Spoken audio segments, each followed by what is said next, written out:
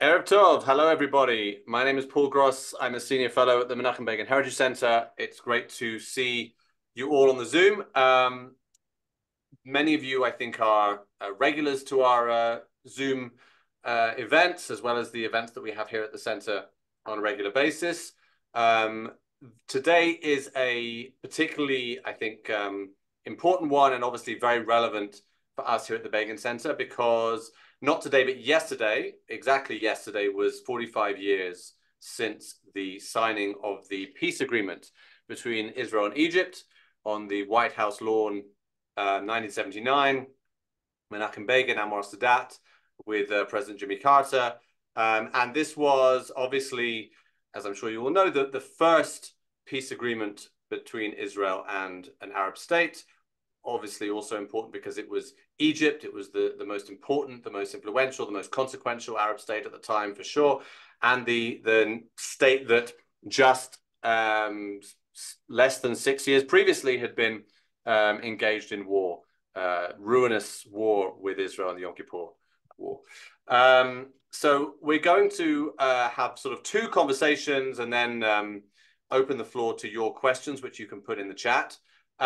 We're going to speak to Professor Gerald Steinberg about that peace agreement and the Camp David negotiations which preceded it, and specifically Menachem Begin's role in that. We're also going to speak to Dan Feferman about in many ways, the sort of successor agreements, most notably the Abraham Accords of a few years ago. And we'll have, as I said, we'll have the opportunity for you to put your questions to both of our guests. So let me introduce our speakers, and then I'll get right to it.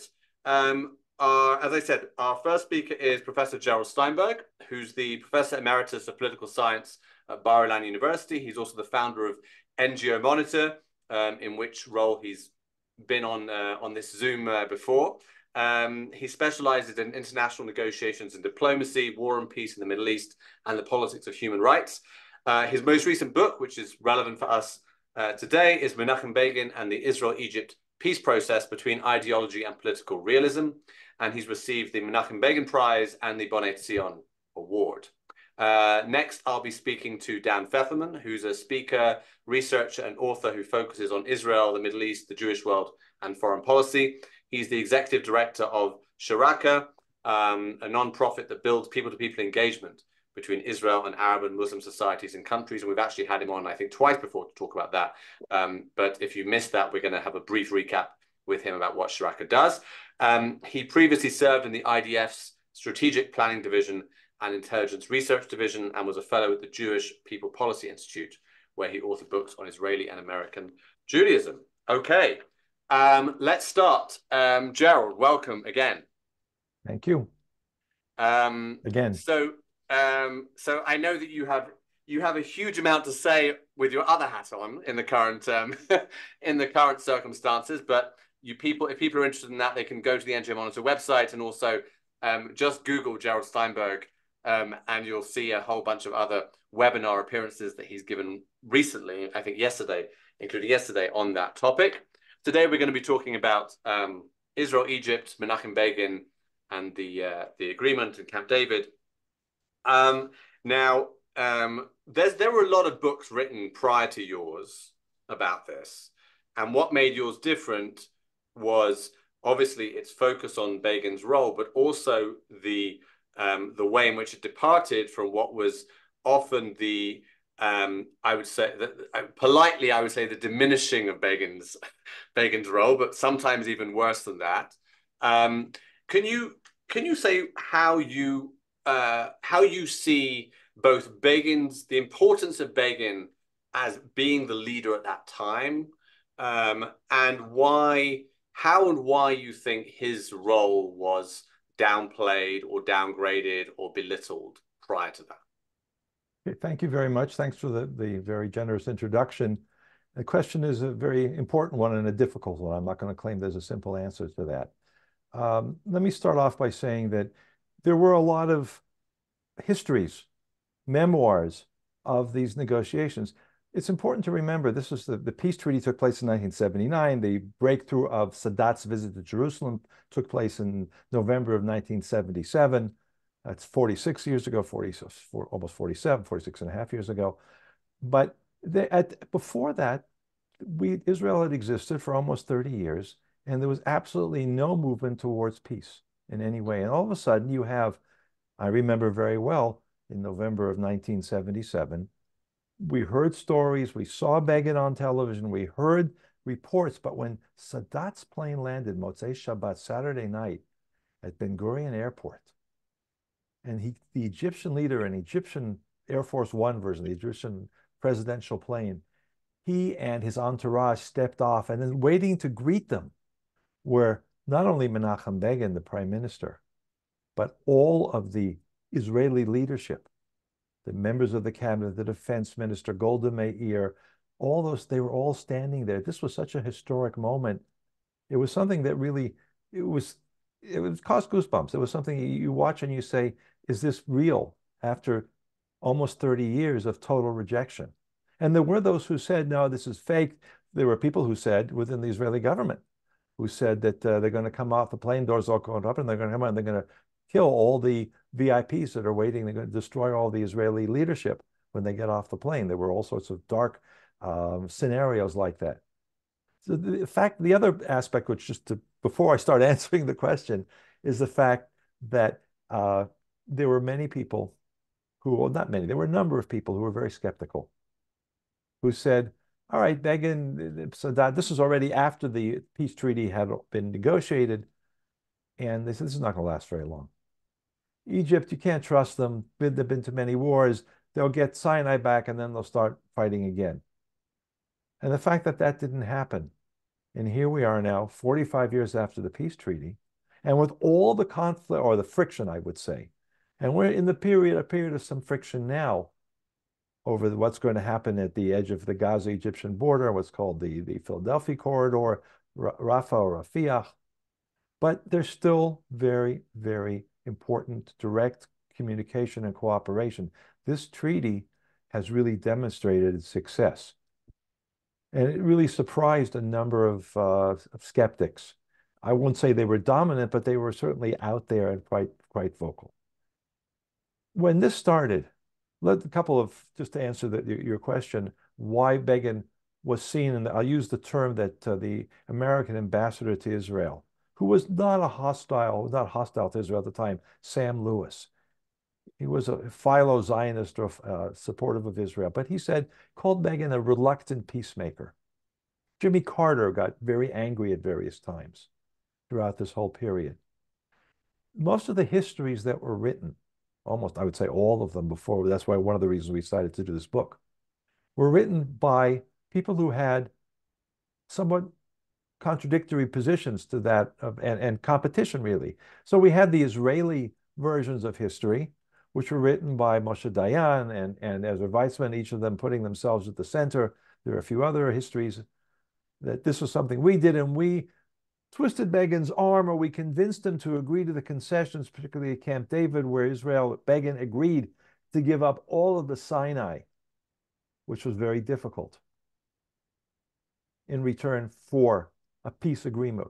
But Begin, first of all, I would argue Begin from the very beginning had that position of, he wasn't convinced at the time he needed to give up all the Sinai, but he said from the beginning, we want a full peace, not a half peace, not some sort of disarmament type of framework or some sort of non-belligerency agreement, which is what the Americans and others were talking about, and what the Labor Party, first Golda, more after that Rabin in Paris, were talking about a non-belligerency agreement. Begin said, no. Full peace, you recognize Israel as a full partner, as a complete member state in the Middle East, as your neighbor, with full rights that go with that, embassies, ambassadors, the whole package, and we'll reach a peace agreement. That's something that was not really recognized. American histories, Jimmy Carter, of course, was at the center of all those histories, and there were that's the dominant narrative. And if you read, and you will read more of them at some point, not too distant future probably, about how we reached a peace agreement, Israel and Egypt. It was Jimmy Carter who forced them together and twisted Begin's arm to get the concessions that were needed to. But if you look, this is the chidush of what I say is the justification for spending a couple of years, good 3 or 4 years, with my colleague Ziv Rabinovitz in writing this book, and he did a lot of work in archives, was that nobody had written it from the perspective of Begin. Begin was the only major actor who did not leave memoirs. So in Egypt, we had some of Sadat before he was murdered in 82, history, a version of the events. But there was Mohammed Haikal and others who were very close to Sadat, and they wrote the Egyptian version of how things happened. And then, as I said, the Israeli versions were written by journalists and as told to, and by Moshe Dayan and Ezra Weizmann as the center. But Begin's version was not ever written. So we took all the things at Begin that we could find. There was a lot of material. First of all, there were the public documents and the columns that he would write in the newspapers. I think he had a weekly column in Ma'ariv during a large part of that time. The speeches that he gave to the Cherut Central Committee or the Likud Central Committees. In the Knesset, a lot of Knesset statements that were made before the election, before 77. From 67, when he became a member of the cabinet, another breakthrough, which we don't have time probably to talk about, until 77, there was a lot of material. And then there are government archives.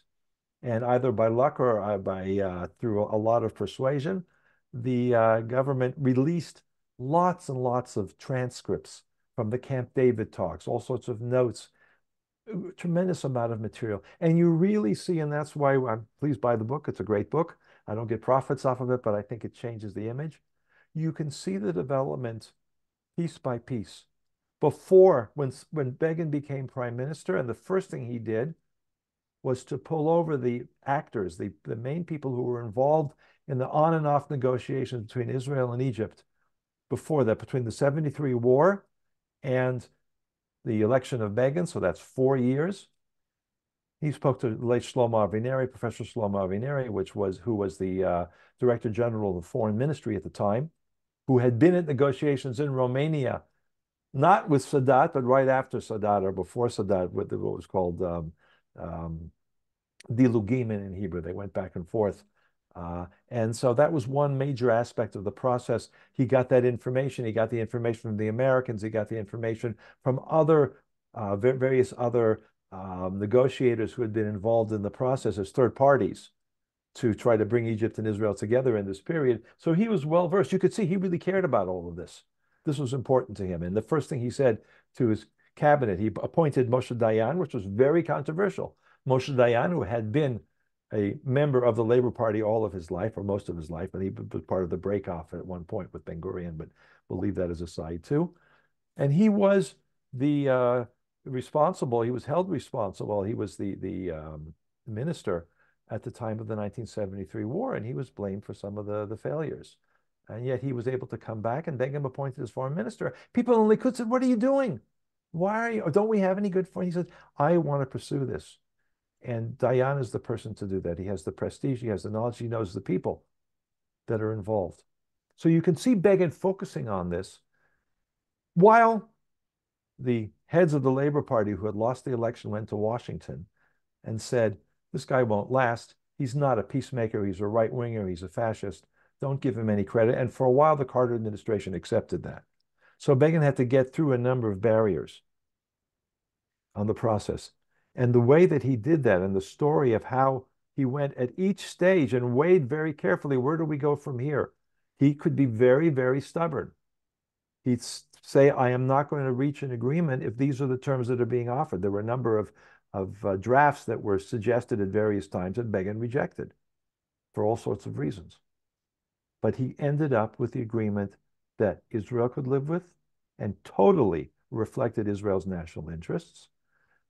Egypt wanted and could live with, and really benefited the entire region, opened the door for peace agreements with Jordan, and more of what we're seeing now, which Dan will talk about. I think that was a very important cornerstone. So that's a long answer, but I think it lays out and summarizes most of the book. Yeah, I mean, you the title of the book includes this phrase, "between ideology and political realism." And clearly the example of appointing Moshe Dayan, Ben Gurion's protege, as his foreign minister, points to that pragmatism in all kinds of ways, I think. And I wonder how, today, it's funny, in the current situation in which we find ourselves, without getting too much into current politics, there's a lot said about leadership, both, criticism or otherwise, here, America, other places, about, the identity of the man at the top or woman makes such a difference to, it really shapes history in all kinds of ways. And I wonder, when you chose that title, how do you see Begin navigating that pragmatism, or how do you put it, political realism and ideology? Because he had his red lines, right? He wasn't going to agree to Carter's pushing, dividing Jerusalem and getting into the Palestinian issue and all these things. But he did, for example, I think, if I recall, row back on his original plan or his original wish to not withdraw from all of the Sinai. He wanted to keep some of it, right? And in the end, he decided, okay, we're willing to give it all up. So how do you see him navigating that? Well, that's exactly that point. The last point is the pragmatism, the realism. It was a process. And I go back 67, up until 67, he was the leader of the opposition. He had no chance of being in the government. Ben Gurion absolutely refused to consider that until 67. And when he was one of the, I wouldn't say the initiators, but he brought Begin. He agreed, he didn't bring Begin into the government, but he gave him the kosher sign that, okay, we can do this. The two of them met together for the first time.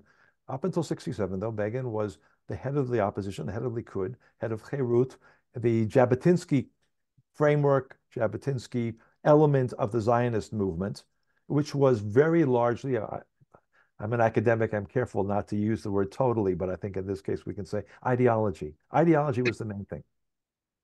When he became a member of the unity government, a few days before the 67 war, you could already see some movement towards political realism.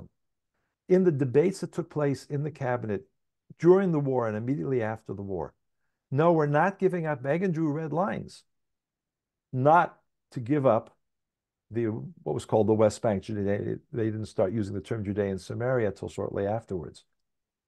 But he was willing from the very beginning to negotiate a peace agreement with Egypt. That was never for him a red line. It wasn't part of Eretz Israel. So that was part of the navigation. And at each point along the way, he had to weigh the different aspects of it. And he did change his mind when the issues that were related to pragmatism, political realism, the national interest. He was severely criticized. He was condemned by a number of his colleagues, of his friends. He was called a traitor by that inner circle from Cherut, because he was willing to reach an agreement. And certainly the agreement to give up the settlements in the Sinai. And one could argue, in fact, that those who said to him, criticized him for saying that that's going to lead to eventually giving up the settlements of the West Bank. There's apparently, you can look at the history now and say there's some truth to that, but that wasn't Begin's position.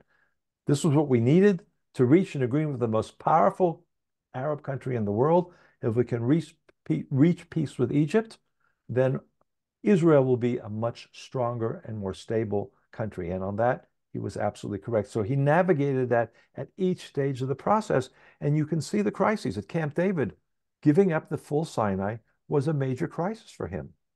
But then, shortly afterwards, the last night of Camp David, Saturday night, Carter and Begin, and each one with an aide, Aaron Barak for Begin, and not Cyrus Vance, William Quandt for the Americans as note takers. So we have their notes from that. And Carter tried everything he could, threats, cajoling, to bring in the Palestinian element. And he said afterwards, Carter came out the next morning and said that Begin had agreed to freeze all the settlement activity in the West Bank. And Begin said, absolutely not, I never said that. And the notes prove that Begin was right. And Carter lied. He very blatantly lied. Some people argue that Carter convinced himself that Begin had agreed to that, but both the notes of the American and the Israeli notes, so that he had. So he drew his red lines, but they were enough to reach an agreement with Egypt. And that was the critical point. Yeah. Yeah. I'm just one very last question before I move to Dan. What do you say to people who sort of criticize the peace agreement because it led to what has basically been, a cold peace that we don't have? In contrast, as we're going to hear, I think at least ostensibly to the normalizations with the UAE and Bahrain. What do you say to people who just say, "Oh, it's not a real peace. We don't have, they're still very critical of Israel. They still promote a lot of anti-Israel stuff in Egyptian society." What do you say to that line of argument? That's certainly accurate. That is the case. That's an accurate description. As the same thing is true, and perhaps even worse in Jordan. Mm. But that's the next chapter or 2 chapters further down in the book. The book stopped with the peace agreement, and we didn't go on after that. There are many aspects of Begin, and later on in the short period, next 2 years of his prime ministership, which were very difficult in some ways. The Lebanon war. I won't go, and I'm not claiming that those are specific points.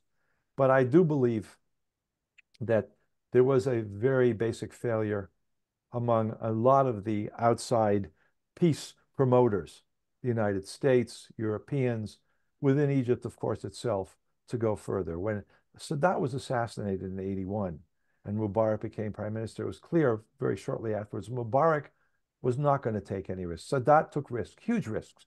And after he left, he came to Jerusalem in November of 1977.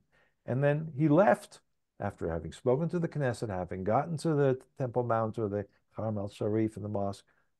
He did a tour of Arab capitals, and he was condemned. Some places wouldn't receive him. And there was not nearly enough work to give the Egyptian leadership a framework of support to turn this peace from a cold peace to at least a lukewarm peace.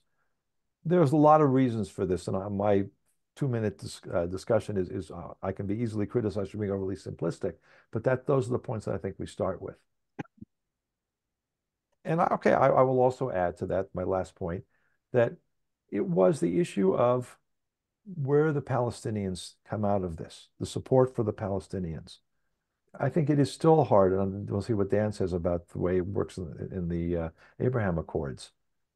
But it's very difficult to sell a warm peace when there's identification with the Palestinians, and the Palestinians are portrayed as suffering. And there was not nearly enough effort to change the Palestinian narrative throughout this history and to go beyond the Palestinians are permanent victims and Israel was founded in sin. And therefore, there's no movement on the Palestinian front to this day, and no horizon to see that happening, in my view, in the next generation. There is no Begin Sadat option because you don't have the societies or the leaders that are able to do that. And you need to. It's important. Begin certainly put a great deal of effort into this. This was his most important achievement as prime minister. But for Sadat, it was also not trivial at all to do this. And we don't have any Palestinian coming anywhere close to that type of leadership. That's certainly the case.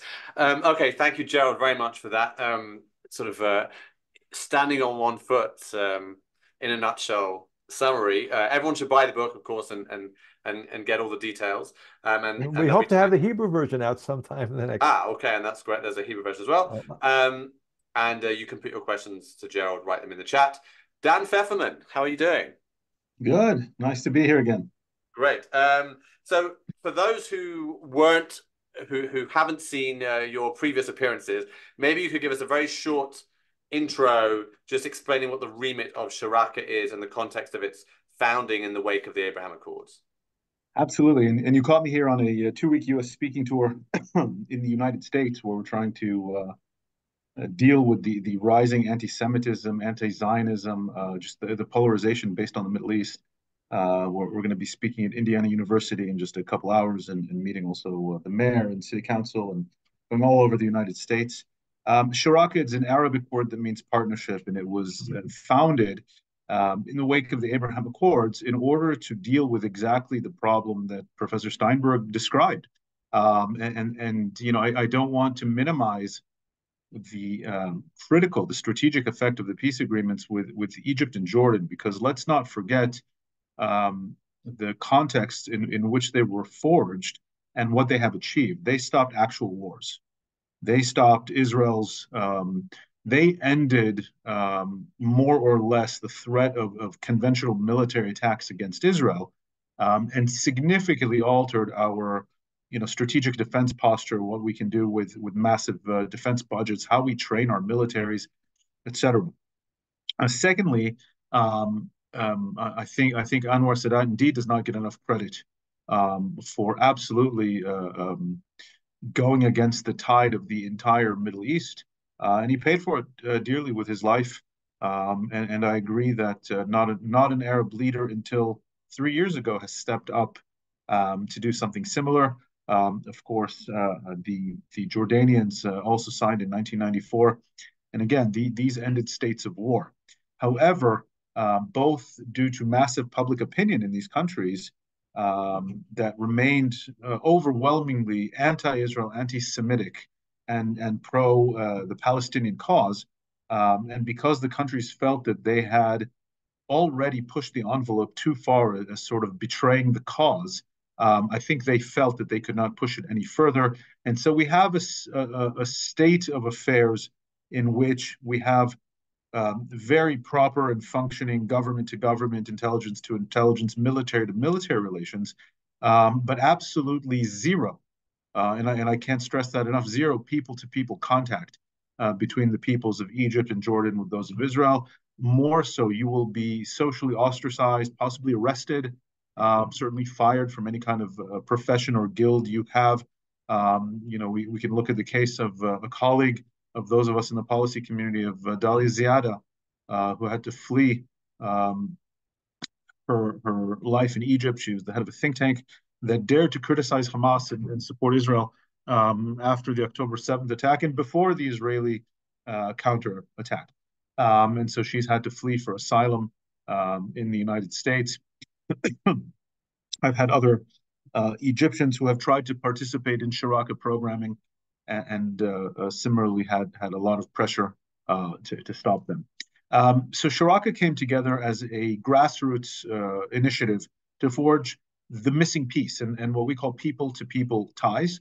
And first, for those of us in Israel and many of us in the Jewish world, I think we don't comprehend the depth of not just ignorance about Israel, about the Jewish people, Jewish history, and the actual conflict, the history of the conflict between Israel and the Arab states, between Israel and the Palestinians, but a very deep effort at misinformation and miseducation. And so not only do we have to teach entire populations about who we are, what we're doing, why we're here, why we exist, but we have to uneducate them about what they've learned and what they continue to see on social media and through outlets like Al Jazeera and others.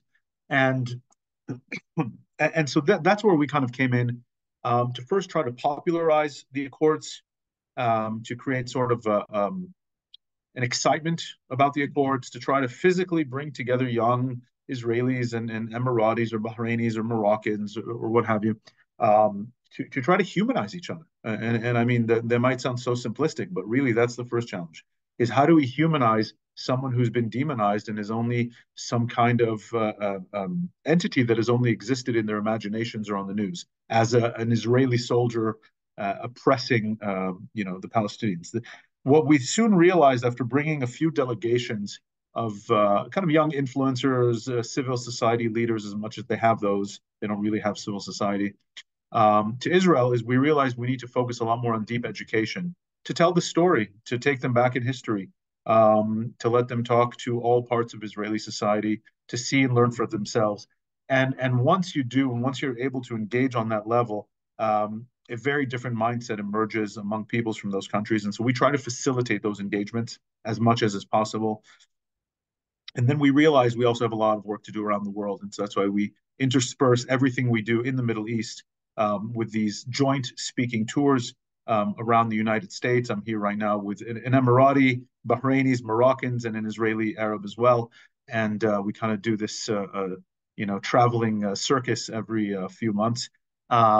But at the same time, we hosted, for example, multiple delegations in Israel, including one that actually I don't know if I ever thanked you properly, Paul, but it came out of the last time I appeared on this show, and that is a wonderful collaboration with the Claims Conference, in where I'm not sure if this is 100% true, but I think we're the leading entity today doing Holocaust and anti-Semitism education in the Arab and Muslim world. We've taken multiple delegations of journalists and intellectuals and sheikhs and civil society leaders, both to Israel for deep, academic level learning experiences, including with Yad Vashem, and of course to Poland, where we just took a group of Pakistani and Afghani very senior journalists to Auschwitz and on a Holocaust tour of Poland. We have another group coming to Israel in a few weeks, and then we're taking a massive group to March of the Living in May. We just brought together African-American imams with Israeli Orthodox rabbis in Morocco, of all places. We just concluded that last week.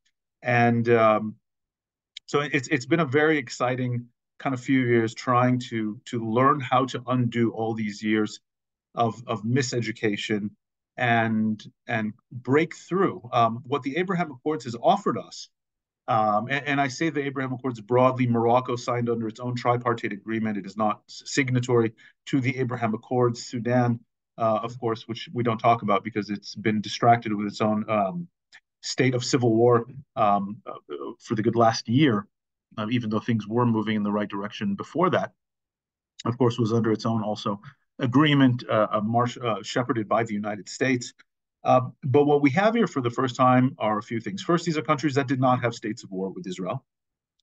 Secondly, these are countries where, in general, religious tolerance, multicultural, multi-ethnic tolerance are much more part and parcel of their society. So if anyone here has been to the United Arab Emirates, Bahrain, or Morocco, these are wonderfully tolerant societies where at least now, and after significant efforts, radicalization, radical Islam are not are kind of minimized and kept in check in those societies, and where the regimes really go above and beyond to try to cultivate and promote this ethos of tolerance and multiculturalism, and that is something to be applauded. So I think these are countries. Morocco, of course, it's its own case because it has a very long and deep Jewish history, which I just got to see for the first time. But in the Arab Gulf, there is this kind of my reading of the situation is there's also a deep understanding that they cannot fully thrive as societies. They cannot invite tourism and foreign investment and be part of what we call the civilized world without unraveling and maybe neutralizing the so to speak, the Israel-Palestine issue, which radicals in their societies and of course around the region, led by Iran, use to radicalize and captivate different kind of audiences. And so I think there was a clear understanding that both for realpolitik reasons, they need Israel on their side in facing off against Iran and ISIS and other threats.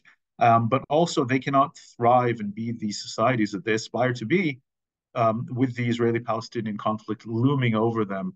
And so they needed to figure out a way to unravel it. Now, what they have not done is they have not yet begun to educate their societies deeply about Israel. They are, for example, introducing Holocaust education. They are introducing more of a legitimization and normalization of the Jewish people as a people and Judaism as a religion. And that is a breakthrough in Middle Eastern terms. They're not yet telling the story, the nuanced story of the founding of modern Israel, the Zionist movement, all of these things. They're not quite there yet. However, and I'll kind of stop here, the really wonderful thing that I've seen, at least from these three countries, is unlike Egypt and Jordan, they have created a safe space and offered government protection, both online and physical, for those who do want to engage with Israelis on a deep level. And that's kind of allowed us to do today in Sharaka what could not be done in the Egyptian and Jordanian cases, and certainly I think regionally could not be done until recently. Right. Okay. Thank you very much for that intro. So you just pointed out that difference, obviously, with Egypt and Jordan, and you mentioned that, I mean, that unlike Egypt and Jordan, these aren't countries that were in a state of war with Israel. They don't have a border with Israel. They also don't have a sort of close, sort of geographically close connection with the Palestinians in that sense either. But I am wondering, both in the context of your trip to Morocco, with, as you said, with African American imams, and your current, the trip you're on now, where you're with an Emirati and a Bahraini, how is the current situation playing out with them? Because I would imagine, well, I'm just going to put this out there, that you're not necessarily on the same page in terms of how you see the conflict, even if, as I assume, they're not, they're obviously not pro-Hamas types, or they wouldn't be doing this in the first place. But nevertheless, I assume they're not quite as, shall we say, in favor of finishing the job. They're not part of the Israeli consensus, or almost consensus, in terms of we have to get rid of Hamas, we have to make sure that we have to save the hostages, and we're at this point, we're not willing to go for anything like a permanent ceasefire, and all these things that Israelis are pretty united on. I would imagine the average Arab in any of these countries is not. So where are things with that? Yeah, I don't want to speak for my colleagues here specifically. Okay. I speak broadly because I engage with people from UAE, Bahrain, Saudi Arabia, Morocco, and of course expats from many different countries in the Middle East on a daily basis. Yeah. And I think we have to differentiate here between average Joe, or I guess average Muhammad, we'll call it, public opinion, and an elite opinion, and what the governments are thinking and just not willing to say publicly. Right. And I think this is the critical issue, and this shows the strength of these accords in this moment of history in which we currently live. My sense is that the informed elites and the actual policymakers overwhelmingly stand behind this current effort against Hamas and the broader radical access. There is a clear understanding that this is a threat, not just to Israel. They're not doing this because they are Zionists. I assure you, they're not Zionists. But they understand, I think, that this is a full threat against civilized societies. This is a threat against the nation state system in the Middle East. And I think they're under no illusion that Iran, Hamas, Hezbollah, the Houthis, Islamic Jihad will target them just as easily as they targeted, of course, Israel or the Zionist entity in the region. Behind the scenes and off the record, I think there really is a desire to finish this job and put an end to this Hamas threat. Of course, they are hesitant and cautious and apprehensive, just like we in Israel, many in Israel are, over the Palestinian civilian casualties. But I think they have a clear understanding of the nature of the Hamas threat, how Hamas embeds itself in the civilian infrastructure, and they have no delusions about that. And so, if you look at kind of the Parv public statements that were put out at the beginning of this conflict, I think what is more indicative is look at what is happening, or more importantly, what is not being said in the news stations or the state-run newspapers of these countries. We here in Israel, or people in the West, tend to look at this kind of critically and say, well, they don't have free press. People can't write analysis or opinion as they would. But that also gives you, for those who know how to read Middle Eastern newspapers, and I'm not talking about the language, it gives you a sense of how to read into what those countries are trying to tell the region. And then, of course, by looking at what they're not saying, reading between the lines, it also gives you a clear understanding of where they stand. I think Saudi Arabia, Mohammed bin Salman saying very clearly, just a month or so a bit into this conflict, that peace with Israel was never off the table, is an absolutely astonishing statement. I think the fact that the UAE, Bahrain, and Morocco have never rescinded the accords, even though public pressure might want them to do so, is an astonishing statement of where we are. And as I said, there's kind of this walking a tightrope between public opinion, which is incredibly anti-Israel. It is not pro-Hamas, by the way. It is not pro-Hamas, and that is a sea change we've seen around the Middle East in these countries. Is that a lot of people really took issue to the extent that they understood what Hamas did with Hamas, with these extremist movements. However, of course, they take great issue with Israel's military response. And a lot of what I get is, why can't you use your superior military technology and intelligence to pinpoint strike only Hamas leaders and leave, the average civilian out of it? We wish you could do that. Halavai. Right. Halavai as well. And so that's kind of more than anything, that's the behind the scenes sentiment that I receive in conversations. But I also receive, again, completely off the record, we get it. We get your predicament. Go finish the job and get this over with as soon as possible so the rest of the region can move on.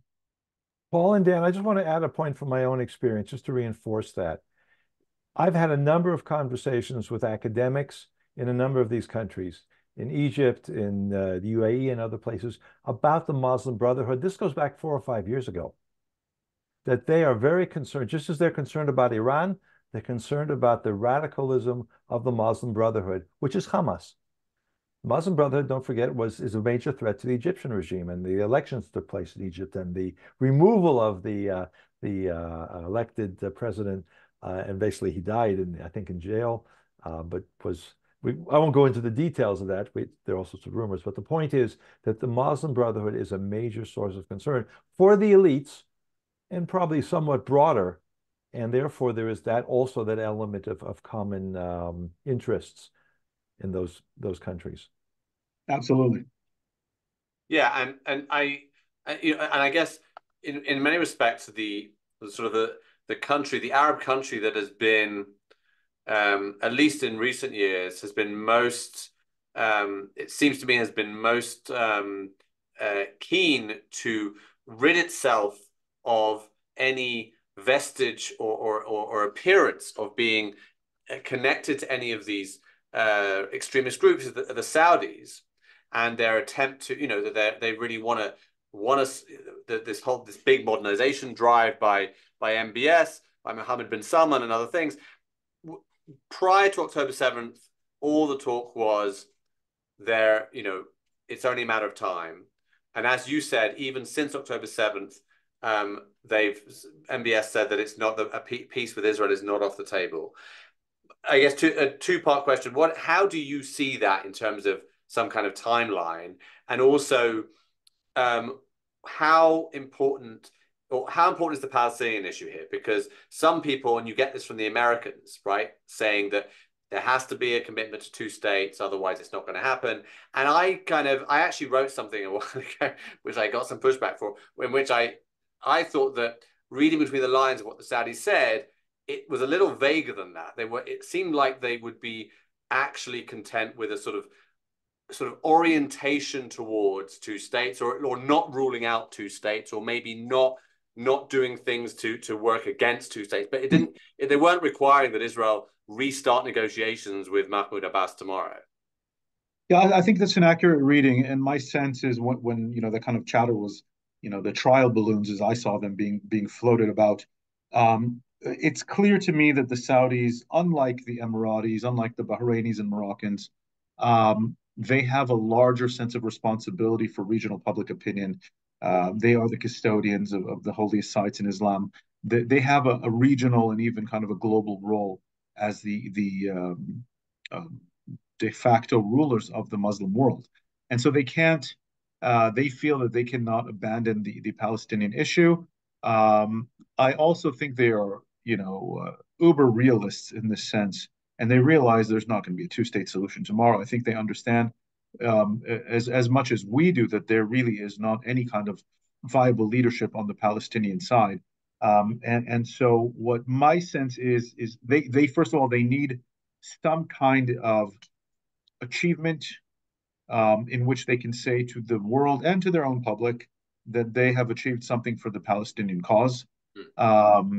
My sense is, and I think you're right, there was some ambiguity in their language that they might be willing to accept, something similar to what the Trump administration was floating. We can call it a state minus, or we can call it a state even if it's more of an autonomous type situation. And lately, the kind of policy line that I've been pushing, I don't think anyone's listening to me, but as much as they are, is that I think, and if I'm listening to the White House, if I'm listening to President Biden and others via his Tom Friedman mouthpiece, is that if Israel were to go so far as to agree to the concept of an eventual two-state solution and stop activities that could hinder the emergence of such a solution, and then I would add, in all the forums and speeches that I've been giving, Israel should be setting an incredibly high bar for a change in Palestinian behavior that can be absolutely measurable, absolutely verifiable, and only if that incredibly high bar is met, agree to this thing. And my sense is that the Saudis could accept something like that. The day that this war is winding down is when the Saudis come back visibly to the table. And if I might be so bold as to suggest to them, to our own leadership, maybe they're listening to this webinar, I think they're also looking for some kind of, and the Americans as well, are looking for some kind of grand bargain here. And they really want to put this issue to rest. My sense is that the Abraham Accords is a fancy way of saying we need to put this issue to rest because the region needs to move on. And again, the radicals keep cynically hijacking the Palestinian issue in order to keep the region divided in a state of turmoil. So that would be my sense. They want the American defense pact more than they want anything with Israel. And I think that's what they should be going for. I think that's what the Americans are pushing for. And I think we should be smart enough to jump on that train and just set an incredibly high bar that will result, if all of these demands are met, in something similar to what the Trump administration was offering as part of some kind of grand bargain to end this war, to get rid of Hamas once and for all, expel them from the Gaza Strip, disarm, bring in new leadership into the West Bank in Ramallah, and really formalize this relationship with the Saudis. Right. Okay. Thank you very much. That's a lot of great detail. Okay. So I know that Dan, you have to leave in 10 minutes, but we've got a couple of questions, and people should continue writing questions in. I'll put this to both of you. So there's a question here from Sandy who just says, "Is this historic day, the anniversary of the peace agreement, is it acknowledged?" She writes, "Is it acknowledged positively in Egypt?" So I mean, I just want to know if it's acknowledged at all in Egypt. No, that's both of you now. Right. I mean, is there, let me expand it a little, the question. How is the peace agreement taught at all? Because presumably they read their own history. They know that Israel has a peace agreement with Egypt. They know that their relationship with Israel is not the same as Syria's relationship with Israel. So how is that even talked about? I'll tell you my story, and Dan probably has more. And I haven't been to Egypt for, I don't know how many years now, probably 15. But there was a time when I would go quite often. I think I went 5 or 6 times on various missions and for various discussions that in the time, mid to late 90s, for various reasons.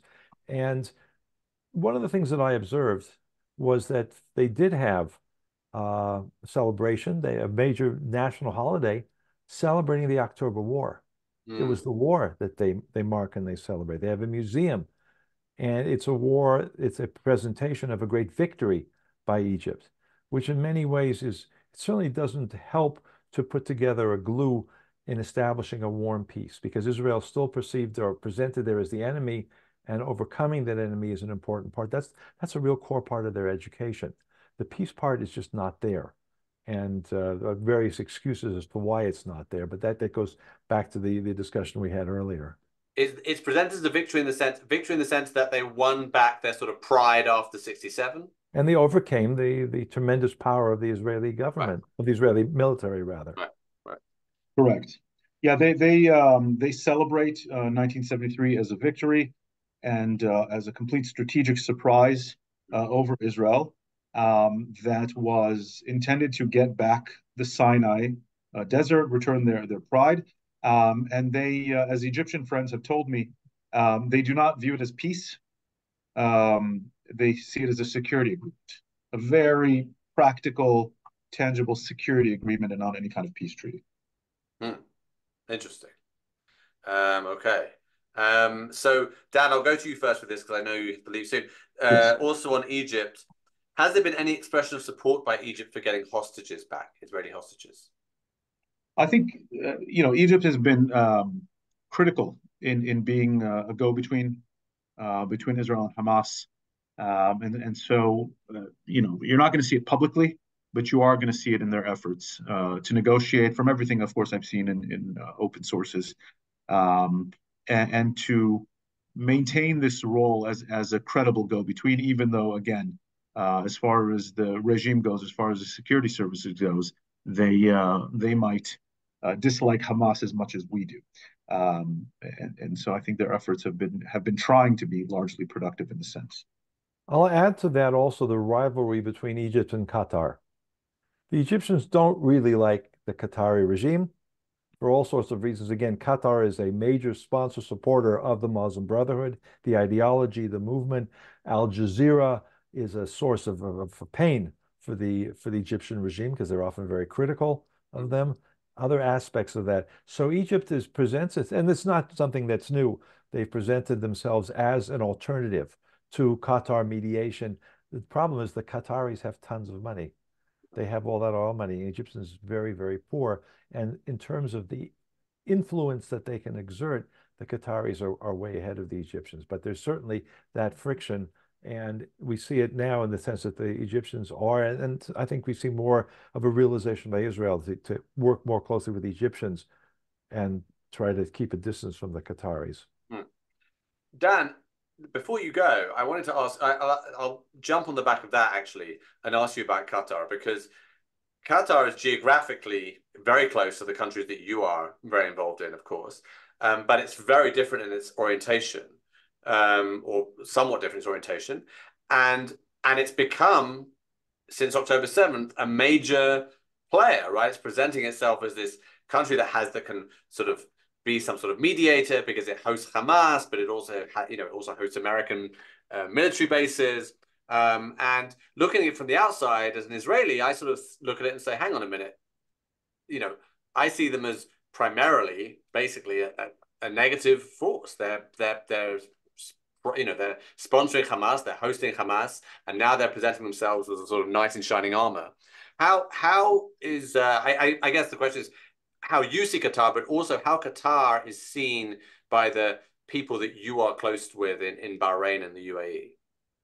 Yeah, Qatar has always been kind of the black sheep of the GCC family, right? In this sense, and as it has been described to me more than once, they are both the firefighter and the arsonist and the firefighter of kind of the Middle East issues. So they will do things to instigate problems, and then of course be the knight in shining armor, as you said, to come in and be able to solve them. Something that I've kind of been a framework that I've been toying with, and who knows, maybe my next book about to understand kind of what's happening in the region right now and to look at countries like the UAE, like the emerging Saudi Arabia, is of countries with positive visions, countries that are actively trying to even spread their concepts of moderation and regional collaboration. And so you see, for example, a country with only 1 million citizens, the UAE, playing an absolutely outsized role in development and environmental issues and counter-radicalization and providing human aid wherever there are natural disasters.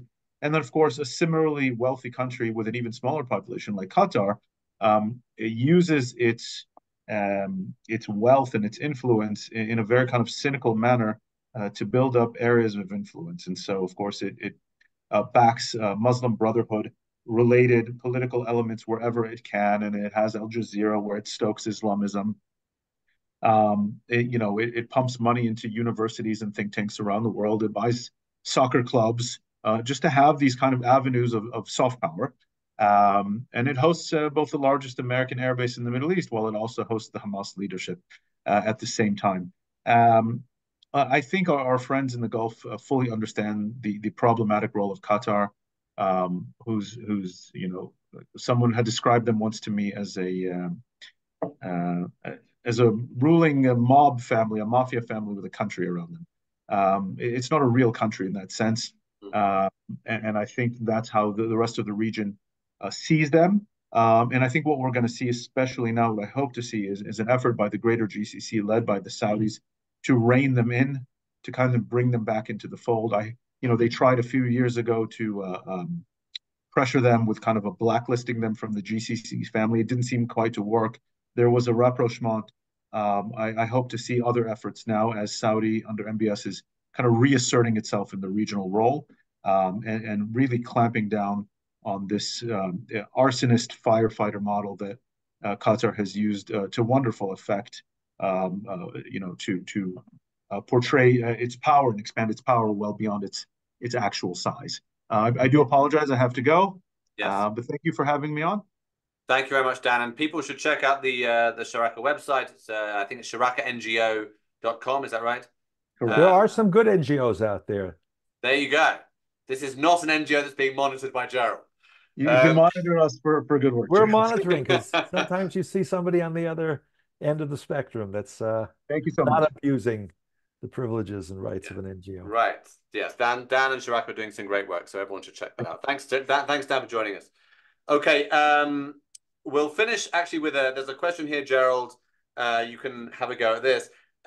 It's a question from Steve about whether Jordan, with its very large Palestinian population, could be focused on as the two-state solution, with the whole Jordan is Palestine idea, which we know goes back a while. Maybe I'll just add that because my own personal view is I don't see that as realistic, but you can tell me what you think. But maybe on top of that, there are other ideas that are out there about some sort of Jordanian, Israeli, Palestinian confederation, basically Jordan being involved in the solution.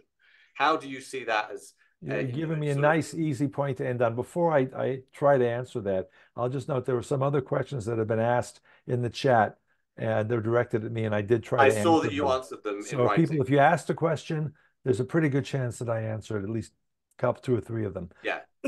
I'm very skeptical about Jordan. I will admit, I must say this somewhat carefully. I don't want to be completely persona non grata, but in some ways, it's not. It's a tribe. It's a Hashemite remnant that the British planted, but they're not really a country. They never really took the responsibility, especially the current leadership has been extremely weak on a number of different issues, showing zero leadership, although they have the positions. The type of vitriol they use since October 7th, it's not new, is really very poisonous. It's the antithesis of promoting any kind of stability or peace. The fact that they're harboring terrorists, including the woman who was responsible for the Sparrow Pizza attack that killed Malki Roth and others. There are Jordan is really not playing at all a positive role in this. People will say, well, they could be worse. They could be taken over by ISIS. And there's a point to that. But they're, for their own stability, playing the negative role that they do is something that has not been not at all conducive. And I think that needs to be. I really do criticize Secretary of State Blinken and President Biden and others who really, is the word mollycoddle, is that still a word that's used? I can't think of the better appropriate term, but they just treat the Jordanian leadership with kid gloves. And that's very disappointing.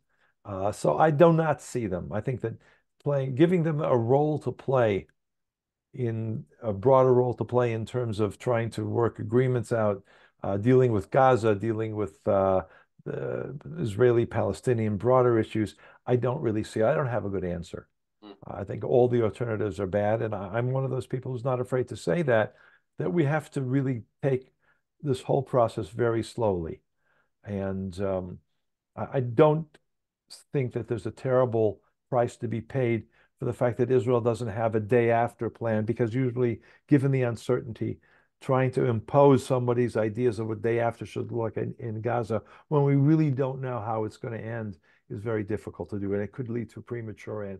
If we're going to say, well, there's a Palestinian Authority, or maybe there's some sort of Gulf, we should have asked Dan about that. There have been ideas that the Gulf countries could play a more direct role. I don't think that they'd want to. My guess is they wouldn't want to have that responsibility as long as there's still so much instability and so much Hamas left. So I admit that that's a somewhat pessimistic perspective.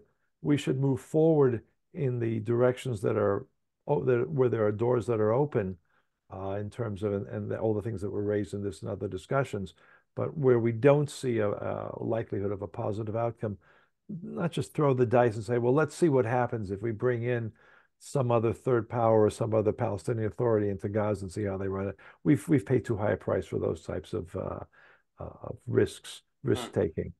And I agree with someone who's upside down here. Something Jonah Pressman. S. Jonah Pressman. About King Abdullah. Maybe a world. I just think he's a very, very weak leader. I don't judge. I can't judge his personality, but he's extremely weak, and I think significantly weaker than his father, King Hussein, was at the time. King Hussein took significant risks. Right. Yeah, it does seem like he sort of plays on he knows that the Americans aren't going to let him fall. They don't want him to fall because they need the stability of the Hashemite regime. And the same thing's true for Israel. Israel will defend. Right. We also need him there. Yes. Yeah. But we need him there, but at the same time, he knows he can get away with saying whatever he wants against Israel, because at the end of the day, there's not going to be any price paid, and it benefits him with his constituents. But the pressure should definitely be increased to not do things which are completely counterproductive. Right. And that's say and act in ways, including his wife.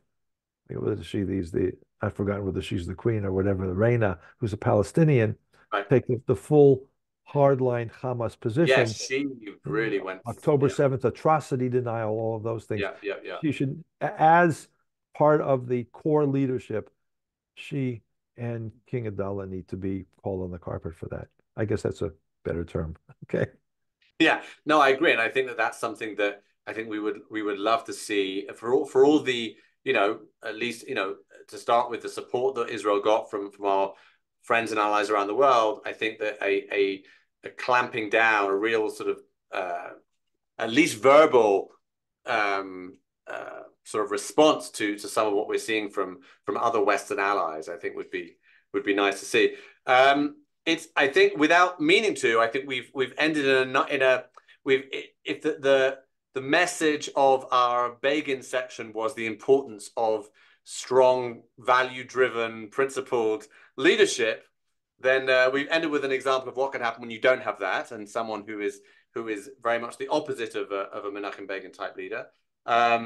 So thank you, Gerald, very much for your time and for explaining to us why this peace deal is important, why Begin was so important in making it happen.